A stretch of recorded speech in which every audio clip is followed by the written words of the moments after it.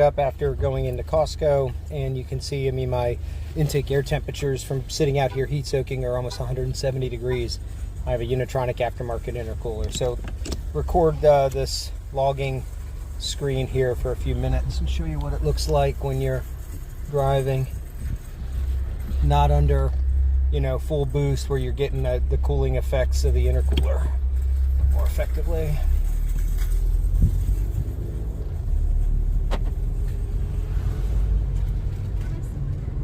So it'll start dropping the minute you start driving and getting on the gas to push air through the intercooler to cool it off.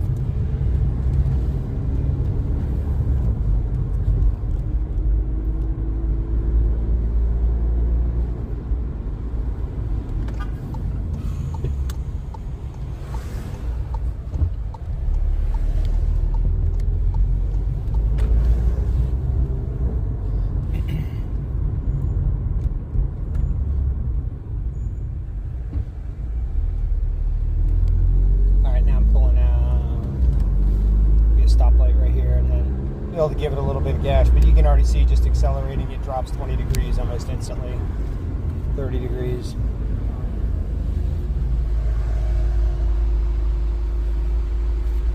And now I'm at a stop sign, so it's going to start to go back up.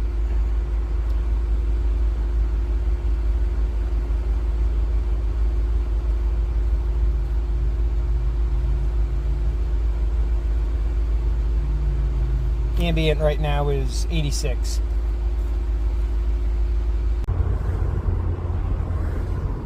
The big open section.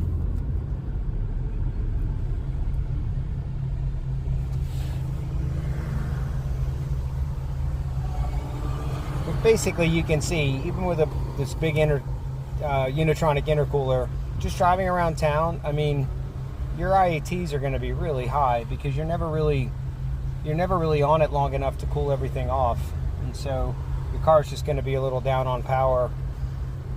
But I can tell you the aftermarket intercooler works much better than the factory when you need it, and that's the point of it, not just bebopping around town.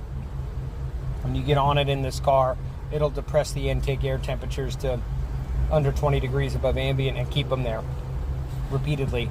Where the factory intercooler will effectively just continue to heat soak and your IATs will continue to climb.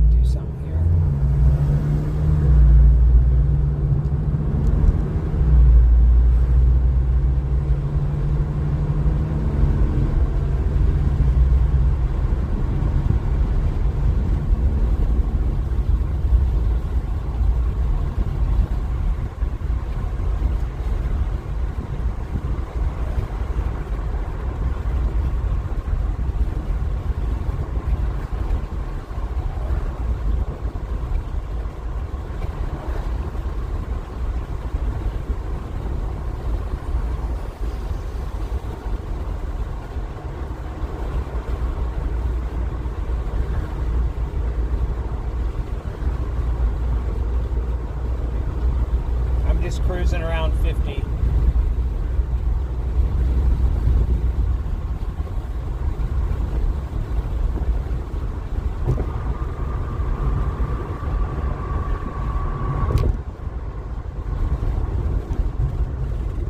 Alright, I'm getting ready to get on the highway, so I'm gonna basically do you know, kind of a wide open throttle on the on-ramp, and you can see what the intake air will do.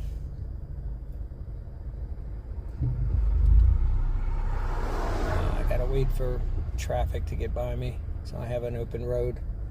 But yeah, I'm parked right now on the side of the road waiting. All right, 133, like 50 above ambient or something. All right.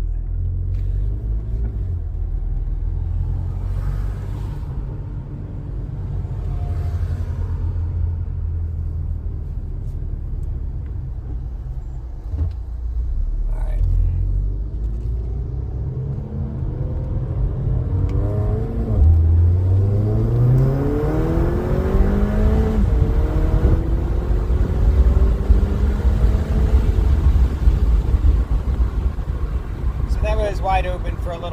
depressed it under 20 degrees ambient. So that's about all you're going to get out of an aftermarket intercooler when it's 90 degrees outside. All right, so now I'm on the highway and I'm going 70.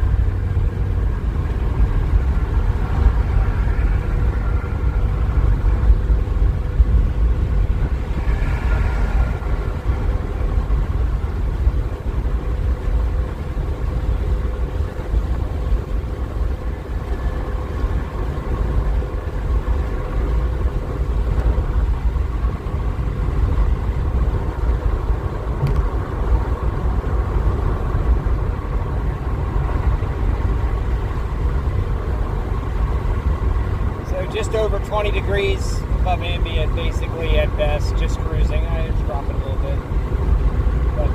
So that's starting from a heat-soaked position in a parking lot, normal driving. Yeah, you'd be lucky to get it under 20 without a hood vent. Okay, so the last little bit of the video, you saw at the beginning, I'd gone into Costco for roughly 30 minutes, and it was up to almost 170 degrees as it sat in the parking lot with the hood closed. When I got home, this has been about 30 minutes, and I opened the hood and had a fan running, and this is the difference. I mean, that's, that's 30 degrees difference in IATs. I just started the car. So you can see why people lift their hood at racetracks, or what a hood vent could do for you, which is start you in a better position. I mean, I was starting at 170, trying to depress it. I'm going to tell you, if I went out driving now, my IATs overall would be lower, faster, and stay lower, I think. I think they would stay a little lower, not starting so hot. So that's another thing to keep in mind. It's a bit on the hood vent. I know my buddy over at datadrivenmqb.com and his YouTube channel, he has a hood vent on his Mark 7 GTI. And that's basically what I saw when we did some logging at an autocross last year. When he did that hood vent, was he was starting off in a much lower IATs than I was. And so that's good, because then he's going to make more power off the bat, where I'm going to have to drive around, evacuate that hot air, and get everything under the hood cooler. So yeah, leave your hood open if you want to drop your IATs or get a hood vent later.